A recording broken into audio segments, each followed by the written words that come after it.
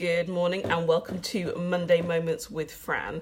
This week's encouragement is quite specific. It's really for those who perhaps are in a time of mourning or grief. You know, the Bible says that there is a time for everything, and there's a time to be joyful, but there's a time to be sad, there's a time to mourn. And if life circumstances have positioned you in that season, this is my encouragement to you. It's called Letter to a Dear One in Your Time of Grief. So I'm going to read it now and be encouraged.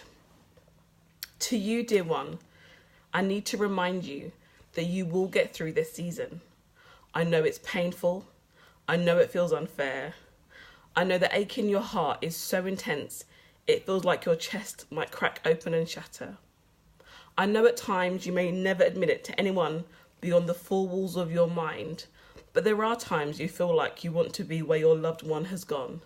It's as if, what's the point? I know it feels like the world is just a grey cloud with no point. I know, dear one, you want to scream, why? You want to scream, come back.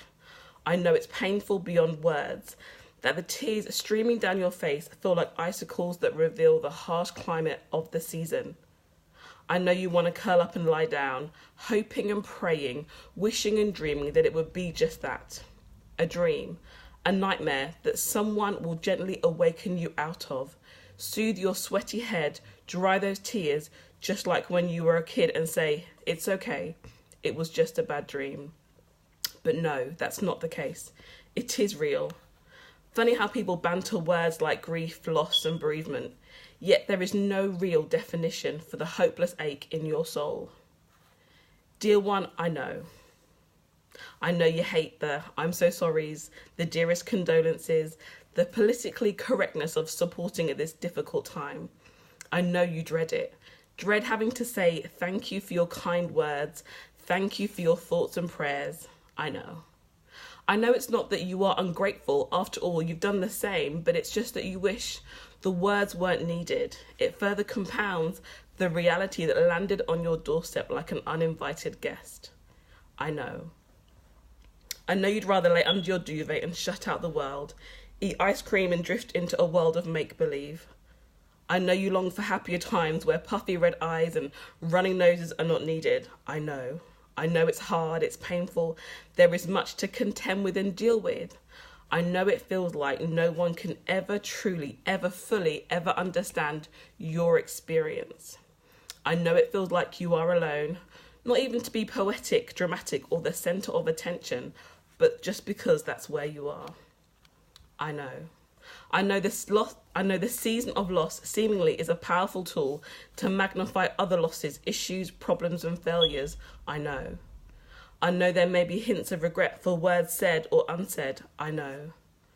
I know there is nothing in the world that you dread more than thinking about the funeral. I know you'd rather forward and skip over that day. I know. I know you feel odd, unable to be like everyone else and receive support in your time of grief. I know. I know the depth of emotion that bubbles under the surface scares you. Like a boiling pot, you try so hard to hold the lid in place, but it slips and some of the water spills out. Not in a warm, soothing stream, but in a scorching invasion that causes damage. I know. I know you didn't mean the attitude, the sharp tongue, the ups and downs, the extremes of emotions. I know. I know it feels like this monster has taken over your emotions.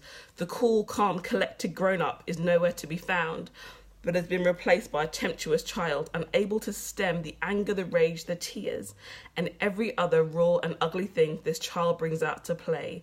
I know. I know you wish for calmer, prettier, happier, peaceful times.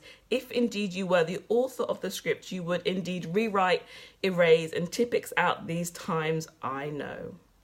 I know that you still have somewhere small, somewhere buried beneath everything, hope. You have faith. You have belief that it will be okay. I know that you really do love and trust God, that you really didn't mean the accusations you threw heavenward, that God was anything less than perfect, good or kind.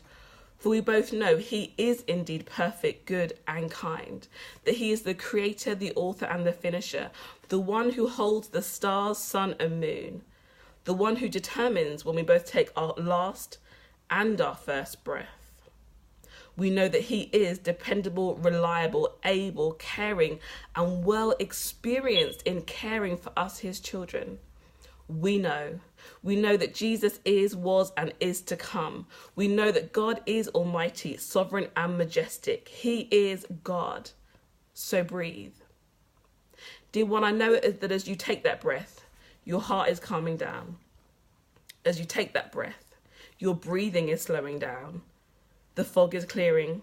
The tears are drying up. I know. I know that as you breathe, hope is restored, hope is renewed, light invades and dispels the darkness. I know grief is tough, and I know that you will make it. Written from someone who has been there also, and, is praying for you. If maybe this is not your season, but somebody else, this is their season, I would just encourage you, be there, love them, support them, understand that it's such a challenging thing, but know that there is always hope and there is always light, and God is a restorer. He is a healer. I don't think we ever truly get over grief, but I know we learn to manage it. We learn to live in the season and the reality that this person's time is gone. But God is indeed a restorer. Guys, have an amazing rest of your day and your week, and I look forward to seeing you next week. God bless.